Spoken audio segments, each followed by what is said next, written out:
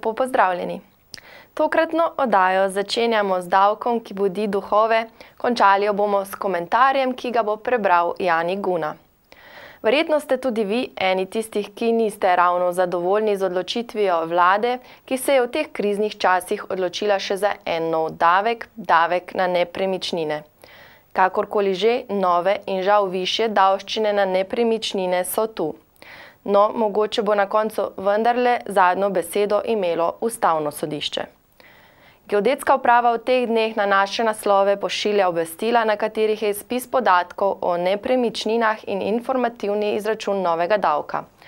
Tako kot je ponavadi, ko naši politiki nekaj spišejo in sprejmejo, v praksi potem mnogi ugotavljajo, da je v poslanih obvestilih veliko napak. Od nepravilnih podatkov o nepremičninah in lastnikih do zmotnih vrednosti nepremičnin in tudi izračun davka vedno ni takšen, kot bi moral biti. Mi smo preverili, kako ravnati v takšnih primerih. Prvi korak je, da zavezanci najprej dobro pregledate prejeto obvestilo. Potem si preberete navodila in pojasnila za spreminjanje podatkov, ki so objavljena na spletni strani Geodetske uprave. Če morajo podatke spremeniti pri Geodetski upravi, pokličete na brezplačno številko 080 22 15, kjer se boste naročili za termin obiska na eni od območnih geodetskih uprav ali pisarn. Na Gursu imajo sicer povečano število naročenih strank, a sporočajo, da bodo vsi, ki bodo to želeli, prišli na vrsto za popolnitev podatkov. Le čakati bo treba. Rok za spremembo podatkov pa je 31. marec 2014, kar tudi ne gre pozabiti. Mogoče se pa lahko oglasite tudi k tistim poslancem, ki so ta zakon podprli in vam bodo zagotovo znali svetovati, kako in kaj. V času, ko na rudniku Trbovlje-Hrastnik odpuščajo delavce, smo se oglasili pri predsedniku sindikata, da bi kaj več izvedeli o prihodnosti odpuščenih delavcev in tudi tistih, ki so trenutno še zaposleni na RTH. Čeprav vemo približno, ampak vseeno še povete, koliko je tistih ljudi, ki v tem trenutku izgubljajo službo na RTH? V tem trenutku je to 135 zaposlenih. In od teh 135 so to samo operativni delavci ali morda tudi kdo iz upravnih vrst? Glejte, jaz kot sindikalist, vsi različni spektri, od inženirjev do zadnjih. In to, kar ostaja, kaj to pomeni za RTH? Glejte, usmeritve lastnika so pač take, kakršne so. Mi na to očitno nimamo več nobenega možnosti vpliva, vsaj trenutno, kar bo se v nadaljnjih dnevih dogajalo. Ne vem, niti ne moram zatrditi, za karkoli bo. Pač taka je realnost trenutna, ja. In lastniki, že sami ste omenili lastniki, torej ne more ne staro, ne novo vodstvo pri tem nič, vendar lastnik država. Kaj pa vi pričakujete osebno od države? Glejte, jaz glede na vse skup, kakršne imam izkušnje, pravzaprav nič več, kaj posebenega, kaj dobrega v tem kontekstu. Kljub temu pa tako v črnih časih, vendar vodstvo sindikata mora videti neko luč na koncu tunela. Jo vidite še, imate kak načrt, kaj bi lahko še naredili? Glejte, jaz verjetno v tej funkciji, v kateri smo, verjamem do zadnjega dne, ampak glede na to, da smo bili že tokrat po domač nasran, da praktično zgubljamo moči za brezpredmetne stvari, no. Pa je država še sogovornik s sindikatom?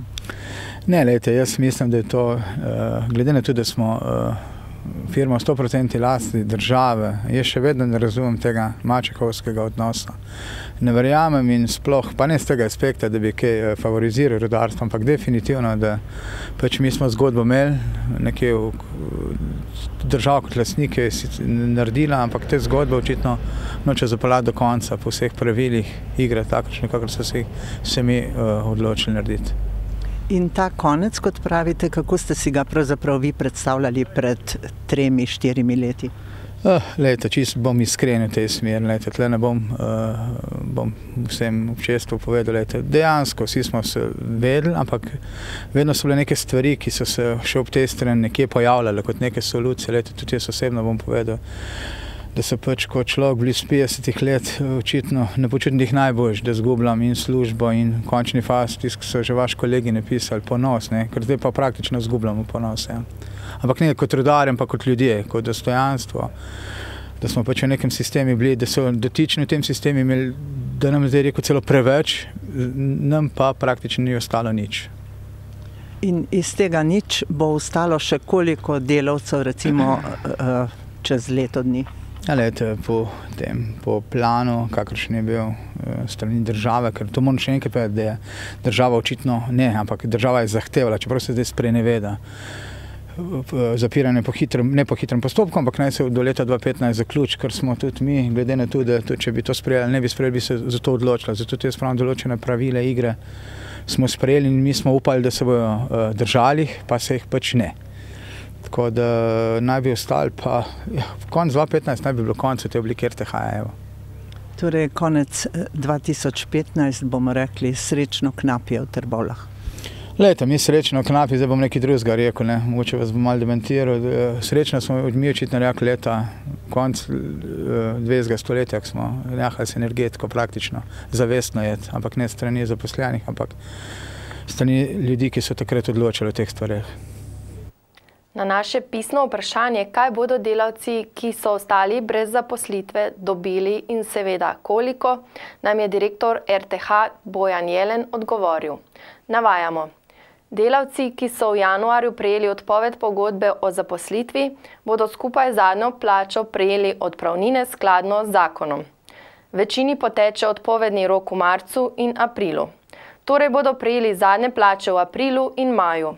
Višina odpravnine je zakonsko določena, odvisna je od povprečne izplačane plače zadnjega 3-mesečja. Konec navedka. Uspeli smo še izvedeti, da zaposleni na RTH še niso prejeli januarskih plač, prejeli naj bi jih v naslednjem tednu. V Mestnem muzeju Litija so 3. februarja pripravili zanimivo predavanje na temo muzeja in njegove vloge v družbi. Gostujoča predavateljica, doktorica Verena Perko, ki velja za eno vodilnih strokovnjakinj na muzejskem področju v Sloveniji, je v poldrugo uro trajajočem prijetnem pogovoru razsvetlila marsikatero nejasnost in predsodek, ki ga ljudje imamo do muzejev. Poslušalci so se poučili o zgodovini muzeja kot institucije in o njegovi spreminjajoči se vlogi v sodobni skupnosti. Moderni muzeji predstavljajo pomemben člen med družbeno elito in marginalnimi skupinami, saj se trudijo povezovati in poučevati čim večje število ljudi, ne glede na spol, izobrazbo ali ekonomsko stanje. Hkrati pa lahko s svojimi razstavami tudi pomagajo k razbijanju tabujev in stereotipov ali se dotaknejo kakšnih drugih, malo bolj neprijetnih tem in s tem spodbudijo ljudi k razmišljanju in vrednotenju. EVJ Energetika se na trgu pojavlja tako kot investitor v nove kotlovnice na lesno biomaso, kot tudi investitor obnove starih kotlovnic, s katerimi si ob sedanjih cenah fosilnih goriv delamo izgube. Ker je tehnologija draga, torej investicija velika, se nato z odjemalci dogovorijo o prodaji toplote, ki je okoli 10% cenejša od toplote pridobljene z ekstra lahkim kurilnim oljem. Poleg tega pa se stranka izogne tudi stroškom vzdrževanja in servisiranja kotla. Stranka si na takšen način občutno zmanjša stroške ogrevanja brez kakršne koli investicije. Pred kratkim pa so v 2 osnovnih šolah v Zagorju vzpostavili tudi prve 2 kogeneraciji v Zasavju. Več o tem pa Tomaž Trotovšek. Gre za prvi manjši kogeneraciji na področju Zasavja. Drži pa ja, v 2 osnovnih šolah, v osnovni šoli Izlake in osnovni šoli Zagorje smo vzpostavili 2 plinske kogeneracije, proizvajalca T-Dom, to so češke, različnih moči, 30 oziroma 50 kW električne energije. Kaj pa sploh pomeni kogeneracija?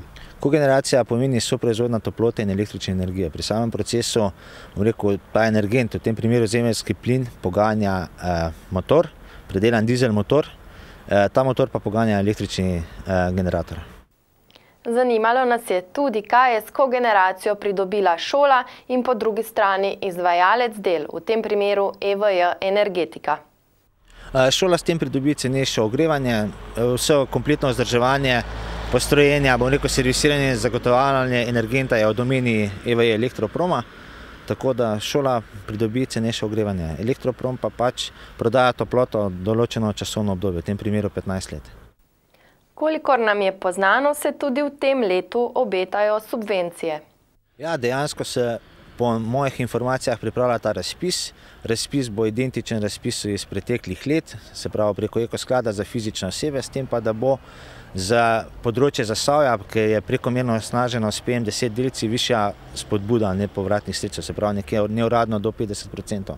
Samo podjetje EVE Elektroprom se za ta razpis, bom rekel, dodatno pripravlja, tako kot tudi za pretekle, ampak tu nudimo celo paleto, bom rekel, storitev od ogleda do kompletne izvedbe, svetovanja in tudi pomoč pri birokratskih ovirah, kar je velikokrat pri teh nepovratnih spodbudah problem. Več o tem pa v oddaji Gost tedna. Lafarge Cement Trbovlje je v sredo vložil odgovor na pritožbi stranskih udeležencev zoper okoljevarstveno dovoljenje, izdano strani ARSA v januarju 2014. Navajamo, kaj so v pritožbi napisali. Okoljevarstveno dovoljenje določa vse pogoje, v skladu s katerimi mora tovarna obratovati pri proizvodnji cementa. Zavrnitev pritožb stranskih udeležencev in potrditev dovoljenja strani Ministrstva za kmetijstvo in okolje bo omogočila nadaljevanje proizvodnje cementa na tej lokaciji tudi v prihodnje. V nasprotnem primeru bo Lafarge primoran prilagoditi prihodnji obseg poslovanja v Sloveniji.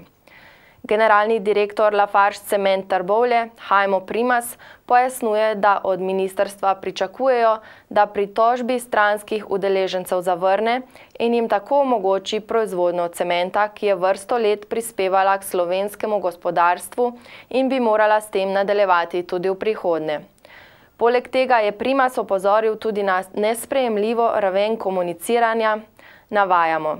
Z ekipo zaposlenih so odločeni ostati neprizadeti ob takšnih taktikah ustrahovanja in bodo ohranili konstruktiven dialog z uporabo dejstev in podatkov neodvisnih in strani države certificiranih strokovnih institucij. Žal so po njihovem nasprotniki pogosto svoje argumente spustili na raven osebnih zlorab. Sledijo pa kratki oglasi.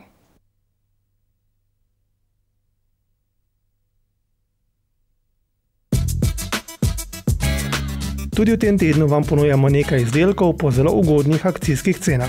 Vabimo vas v EVE Center. To je mesto, kjer dobite vse, kjer dobite vse, kjer dobite vse, kjer dobite vse.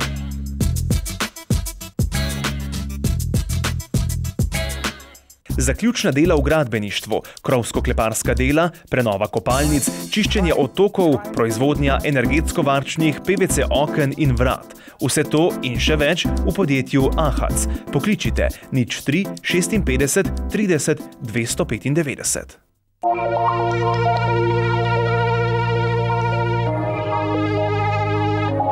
Marketing televizije ETV. Pokličite 041 989 446 ali obiščite našo spletno stran etv.elektroprom.si.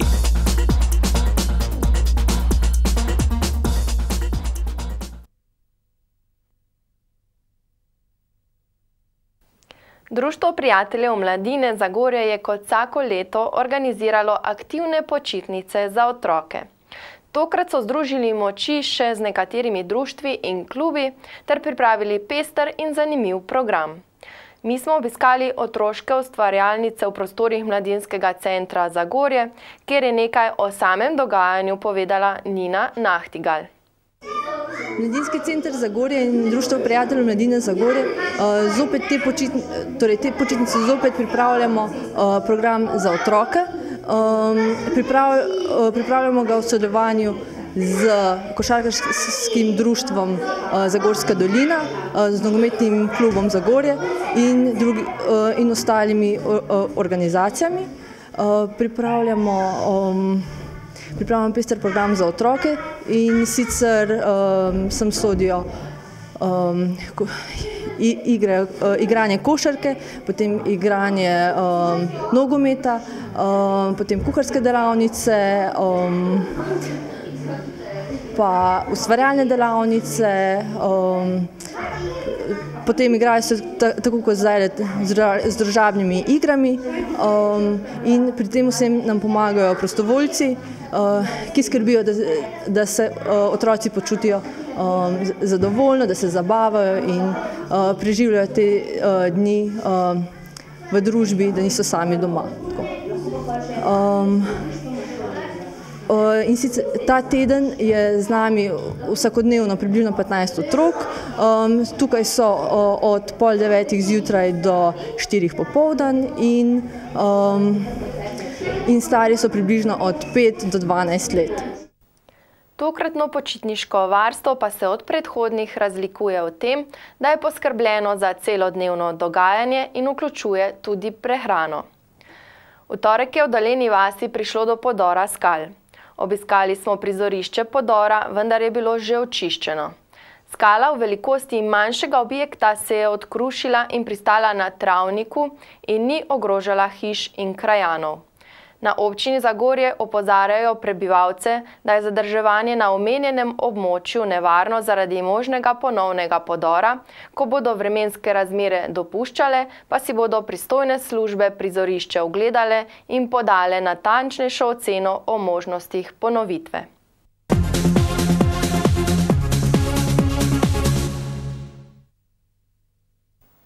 Na dnevnem redu 26. redne seje Hrastniškega občinskega sveta je bilo 10 točk.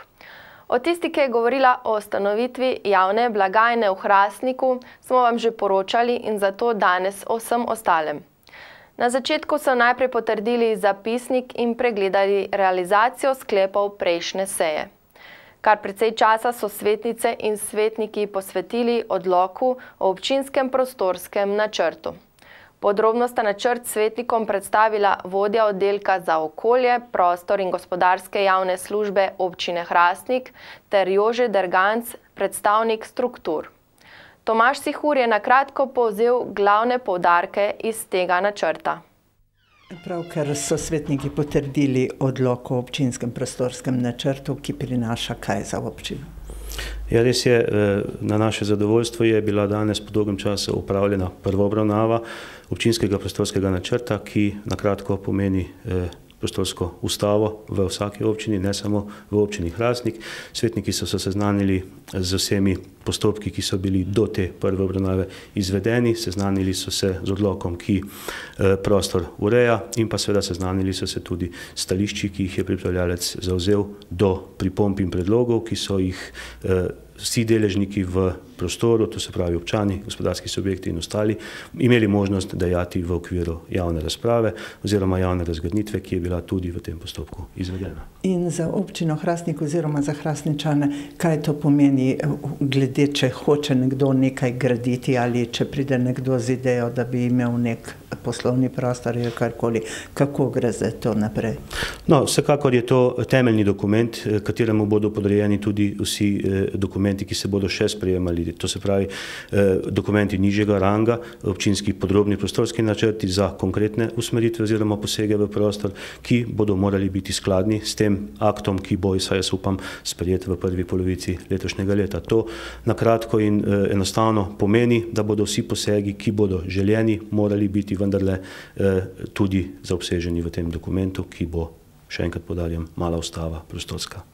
Ja, prav gotovo zanima tudi tiste, ki imajo vikendov, kot rečemo, počitniške hišice v okolici Hrastnika, tudi te ste zajeli. Mi smo tem conam počitniških hiš, bom rekel, podredili oziroma namenili posebno pozornost. Namreč občina Hrastnik je znana po tem, da je na njenem območju veliko število počitniških hiš. Mnoge od teh so bile tako z vidika stavbnega zemljišča kot nasploh neurejene, to je treba priznati. Mi v tem dokumentu praktično dajemo vsem lastnikom možnost, da si zadeve zakonsko uredijo in seveda objekte legalizirajo, da bodo lahko z njimi nemoteno živeli in gospodarili. Ko smo že pri govoru o legalizaciji, še nekaj je bilo govora danes tudi o nekih drugih, ki nimajo sicer vikendov, imajo pa vrtičke in na teh vrtičkih tudi neke objekte. tudi teh se dotika ta odlok, ne? Ja, gledajte, v občini Hrastnik, kakor posod po Zasavju, je znano, da je teh območij vrtičkarstva precej. Nekatera so urejena tako, kot se spodobi, nekatera pa je treba priznati, so strašno neurejena. Mi v tem prostorskem aktu, temeljnem prostorskem aktu, dajemo možnost urejanja vrtičkarstva, določamo maksimalno velikost parcel, ki bodo lahko temu namenjene, in seveda predpisujemo tudi maksimalne gabarite za objekte, ki bodo lahko na teh parcelah stali, da bi končno tudi ta območja dobila, bom rekel, nekako podobo. Vsekakor pa bo to potrebno urejati z lastnikom zemljišč, v pretežni meri je to Sklad kmetijskih zemljišč Republike Slovenije. So pa še državni, ne, lastniki, država, naprimer pri podjetjih kot je RTH. Kaj pa to? Ja, tudi pri RTH-ju je še vedno ostajajo v veljavi dokumenti, ki nekako omejujejo hrastniški prostor, se je pridobivalni prostor praktično raztegnjen na celotno območje občine, vendar z opuščanjem rudarjenja mi pričakujemo, da se bodo tudi te omejitve s časom manjšale in da se bodo tudi dokumenti oziroma kategorizacije, kot se strokovno imenujejo, da se bodo spreminjale in da bodo tudi razvoj dejavnosti oziroma poselitve na teh območjih, kjer danes to ni mogoče, v bodoče mogoče. Tole zdaj predstavlja dobo, ko boste še iskali mnenja. In dokdaj se nadejate, da bi bil zaključek oziroma druga obravnava tega? No, pogledajte, hrastniški svetniki so danes, to moram poudariti, z veseljem soglasno sprejeli prvo branje tega dokumenta, ki bo šel v obliki predloga sedaj v mnenje k vsem nosilcem urejanja prostora. To so vsi soglasodajalci, vsi deležniki, ki so v tem postopku sodelovali. Mislim, da jih je okrog 24, to je od državnih organov do energetskih in ostalih deležnikov. In seveda v teh postopkih pregledovanja in usmerjanja dokumenta k končnemu mnenju bo potrebnih še precej usklajevanj.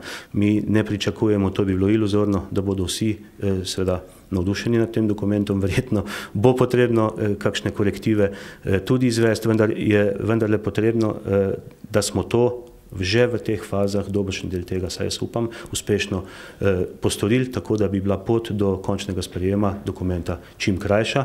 Zato se nadejamo, da bi v optimistični varianti drugo branje bilo uvrščeno na majsko sejo občinskega sveta, v pesimistični pa na junijsko. Potem se je razvila zelo živahna razprava, v kateri so sodelovali mnogi svetniki, ki so se zanimali za posamezne dele načrta. V nadaljevanju seje pa so svetniki potrdili spremembe in dopolnitve odloka o komunalnem prispevku, potrdili so investicijski program za projekt urejanje mestnega jedra Hrastnik Novi Log in se seznanili s spremembami v pravilniku o dodeljevanju občinskih denarnih pomoči. Nekaj več nam je po seji o tem povedal vodja oddelka za družbene dejavnosti in gospodarstvo občine Hrastnik. Ja, svetniki so danes potrdili cene pomoči na domu in sicer se cene v primerjavi z uveljavljeno ceno znižujejo. Znižuje se tako ekonomska cena, predvsem pa je pomembno to, da se znižuje cena uporabnikov. In sicer se cena uporabnikov znižuje za 2,3%, to je že drugo leto, da se znižuje, in sicer se je v 2 letih znižala za približno 10%. Cena za uporabnika bo znašala od 1.3. dalje 5,10 evra. Pred 2 leti je pa znašala 5,50 evra. In kdo nudi to pomoč na domu? V Hrastniku izvaja pomoč na domu že od leta 2000 Dom starejših Hrastnik. Kaj pa Center za socialno delo? Center za socialno delo pa upravlja za lokalno skupnost določene naloge, ki so povezane predvsem z dodeljevanjem socialnih pomoči.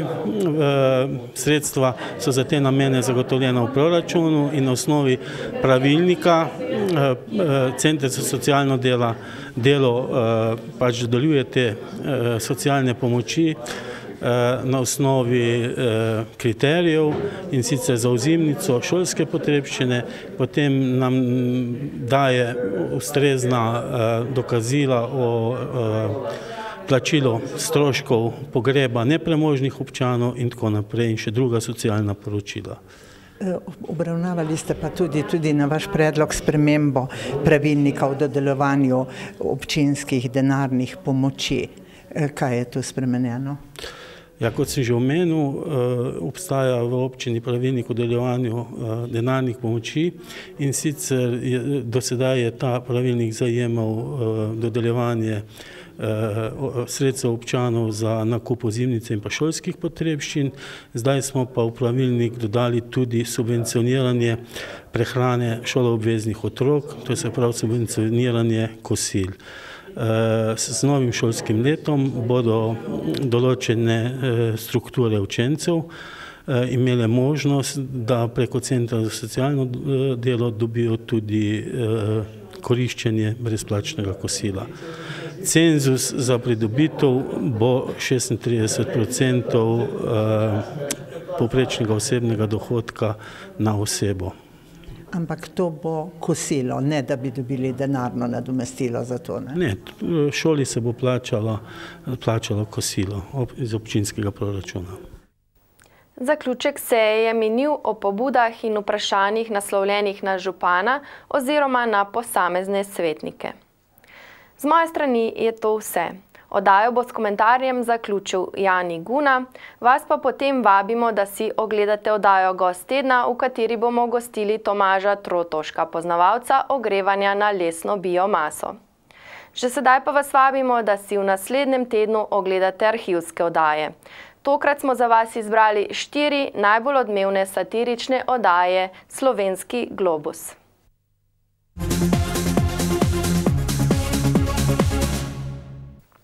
Ko človek posluša, kakšne nebuloze vsakodnevno trosijo naokoli ministri te naše vlade, denimo finančni minister Čufar, ki se patološko zadolžuje in hkrati govori, da imamo dovolj denarja, ali pa še bolj premierka Alenka Bratušek, ki stalno plasira taborniške fraze o nekakšni pravi poti, na kateri da smo zdaj, in to ob notoričnem dejstvu, da smo edini v Evropski uniji v recesiji, no potem se seveda en povprečni davkoplačevalec mora nujno vprašati po usodi te naše države. Kajti, če se ob takih izjavah ne vprašamo po zdravi pameti naše politične elite, potem se bo ta še naprej brila norca iz nas vseh in nazadnje bo pod vprašanjem postalo zdravje nas volivcev, ki si bomo morali pač priznati, da ne dosegamo odgovornosti in volivne zavesti, ki pritiče državljanom Evropske unije. Premierka Bratušek je sicer že kot poslanka kazala eno gospodinjsko mentaliteto, ko ni znala našteti niti ene bonitetne hiše, ki so s svojimi ocenami takrat in tudi danes seveda usodno vplivali na finančno likvidnost naše države in je novinarki zmogla reči le to, da je menda ena, ki se začne na črko M. No, tudi sedaj, ko igra vlogo predsednice vlade, koncepta svojih izjav ni spremenila in še vedno prodaja neko srednješolsko preproščino, ki sodi bolj v rubriko najstniškega časopisa, ne pa v izjavo ob podpisu nove koalicijske pogodbe strank, ki se stavljajo in seveda veselo blefirajo trenutno v naši vladi. Naša predsednica je namreč ob podpisu koalicijske pogodbe dejala, navajam, za nami je prvo leto vladanja sedanje koalicije. Mirno lahko rečem, da je Slovenija danes boljša država kot pred enim letom in njeni temelji so bolj zdravi. Naš pogled je usmerjen v rast in prihodnost in ne v arhive preteklosti. Konec citata. No, to je njena izjava, ki po mojem naravnost žali inteligenco davkoplačevalcev, izjava, ki bi glede na realnost sodila kvečjemu v Pavlihata, če bi še izhajal, ali v kako rubriko v stilu saj ni res, pa je. Smešnost in abotnost te izjave bi lahko konkurirala le oni od Boruta Pahorja, ko je dejal, da s 3002 evrotoma svoje neto plače ne pride skozi mesec. Le odkje Bratuškovi take inteligentne ugotovitve bi rekli o temeljih države in odkje ji taka optimistična dioptrija, da poha take puhlice, kaj ne da, ki jih vsakodnevna realnost vendarle popolnoma demantira. Draga Alenka, nekdo ti mora raztajčati, da temelji naše države po enem letu tvojega vladanja seveda še zdaleč niso zdravi in Slovenija niti podrazno ni boljša država, kot je bila pred enim letom. Slabša je, Alenka, slabša. In to bistveno bolj, kot je bila lanskega marca, ko si prevzela vajeti. To nam vendarle govori naš državni dolg, ki je povišan na 25 milijard.